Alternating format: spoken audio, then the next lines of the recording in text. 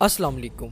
Skin हमारी body का largest organ है जिसने हमारी बॉडी का तकरीबन 22 स्क्वायर फीट एरिया कवर किया हुआ है। स्किन का सबसे इम्पोर्टेंट फंक्शन प्रोटेक्शन है। स्किन के नीचे जितने भी स्ट्रक्चर्स प्रेजेंट होते हैं ये उन्हें इंजरी और जर्म्स के अटैक से बचाती है। अगर हम स्किन के स्ट्रक्चर की बात करें तो मेनली स्किन 2 लेयर से मिलकर बनी होती है जो कि डर्मिस और एपिडर्मिस लेयर है।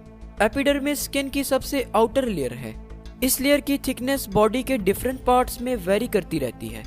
ये लेयर हैंड की पाम्स और फीट की सोल्स में सबसे ज्यादा थिक होती है। एपिडर्मिस लेयर में कोई भी ब्लड वेसल या नर्व सप्लाई प्रेजेंट नहीं होती। एपिडर्मिस की डीपेस्ट लेयर में स्पेसिफिक सेल्स प्रेजेंट होते हैं। इन सेल्स को मिलेनोसाइट्स कहते हैं। मिलेनोसाइट्स एक डार्क पिगमेंट प्रोड्यूस करते हैं जिसे मिलेनिन कहते हैं। हमारी स्किन का कलर मिलेनिन की सिक्रीशन पर डिपेंड करता है। वो लोग जिनमें मिलेनिन ज्यादा अमाउंट में प्रोड्यूस होता है उनका स्किन कलर डार्कर होता है।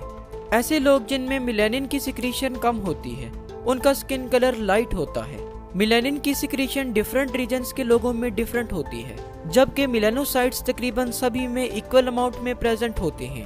डर्मिस एपिडर्मिस के नीचे प्रेजेंट लेयर को कहते हैं। डर्मिस की नेचर इलास्टिक होती है क्योंकि इसमें कोलेजन फाइबर प्रेजेंट होते हैं जो इलास्टिक नेचर के होते हैं।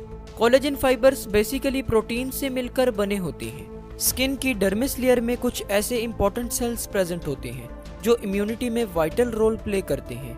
इन सेल्स में फाइब्रोब्लास्ट, मैस्ट सेल्स और मैक्रोफेजेस शामिल हैं। फाइब्रोब्लास्ट ऐसे सेल्स होते हैं जो कि प्रोटीन से मिलकर बने होते हैं। ये सेल्स इंजरी के बाद बनने वाली वाउंड की हीलिंग में मेजर रोल प्ले करते हैं। मास्ट सेल्स ऐसे सेल्स होते हैं जो कि छोटे छोटे ग्रेन्यूल से मिलकर बने होते हैं। ये सेल्स इम्यूनिटी में रोल प्ले करते हैं। मैक्रोफेजेस ऐसे सेल्स होते हैं जो कि बैक्टीरिया और दूसरे हार्मफुल ऑर्गेनिजम्स की डिस्ट्रक्शन में सबसे ज्यादा इंपॉर्टेंट हैं। स्किन में प्रेजेंट इन सब सेल्स की वजह से हमारी बॉडी को प्रोटेक्शन मिलती है और हम इन्फेक्शन से बचे रहते हैं। देखिए, जैसा कि हम जानते हैं कि हमारी बॉडी बहुत से सेल से मिलकर बनी होती है और इन सेल्स में एंजाइम्स प्रेजेंट होते हैं। एंजाइम्स के बगैर हमारी बॉडी में होने वाले मेटाबॉलिक रिएक्शंस इम्पॉसिबल होते हैं। मेटाबॉलिक रिएक्शंस उन रिएक्शंस को कहते हैं जिनमें फूड की ब्रेकडाउन और एनर्जी की प्रोडक्शन वगैरह शामिल हैं। एंजाइम्स सिर्फ एक स्पेसिफिक टेम्परेचर पर ही काम कर सकते हैं, इसलिए सेल का टेम्परेचर रेगुलेट करना बहुत जरूरी है। स्किन हमारी बॉडी का टेम्परेचर रेगुलेट करवाती है और टेम्परेचर रेगुलेशन के लिए स्किन बॉडी में स्वेटिंग और शिवरिंग जैसे प्रोसेसेस को एक्टिव करवाती है। इन प्रोसेसेस के जरिए से हमारी बॉडी में हीट लॉस और हीट प्रोडक्शन होती है। हमारी बॉडी का टेम्परेचर तकरीबन 37 डिग्री सेल्सियस पर मेंटेन हो जाता है। ये वो टेम्परेचर है जिस पर एंजाइम्स अपनी नॉर्मल फंक्शनिंग परफॉर्म करते हैं। स्वेट ग्लैंड्स हमारी स्किन की डर्मिस लेयर में प्रेजेंट होते हैं। जब बॉडी का नॉर्मल टेम्परेचर 0.25 डिग्री सेल्सियस से 0.5 डिग्री सेल्सियस तक बढ़ता है तो स्वेट ग्लैंड्स एक्टिव हो जाते हैं और स्किन की सरफेस पर स्वेट सिक्रीट होता है और इस तरह से हमारी बॉडी का टेम्परेचर रेगुलेट होता है।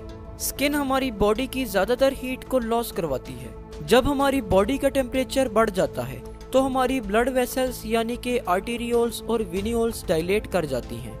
डायलेट कर जाना यानी कि डायलेशन से मुराद ब्लड वेसल्स का रिलैक्स हो जाना और इनकी एम्प्टी स्पेसेस का ज्यादा हो जाना है।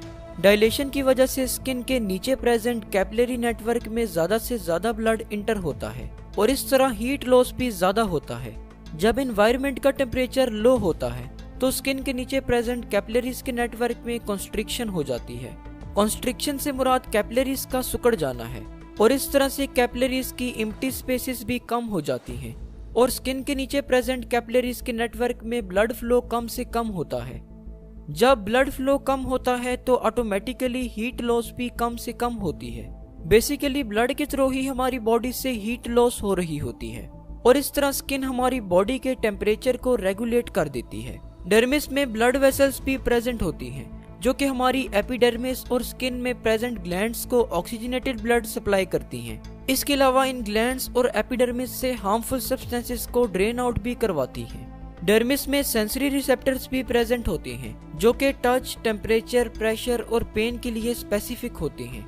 इन रिसेप्टर्स की वजह से ही हम पेन, टच और प्रेशर को फील कर पाते हैं। डर्मिस लेयर में हेयर्स भी प्रेजेंट होते हैं जो कि प्रोटेक्शन में रोल प्ले करते हैं। डर्मिस लेयर में सिबेशियस ग्लैंड्स भी प्रेजेंट होते हैं।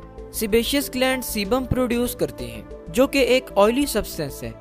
सीबम बैक्टीरिया और फंजाई वगैरह को किल करवाता है। स्किन के वेरियस फंक्शंस की स्टडी करने के बाद ये बात तो क्लियर होती है कि स्किन हमारी बॉडी का मोस्ट इम्पॉर्टेंट ऑर्गन है, इसलिए नॉर्मल हेल्थ को मेंटेन करने के लिए स्किन की केयर करना बहुत ज़रूरी है।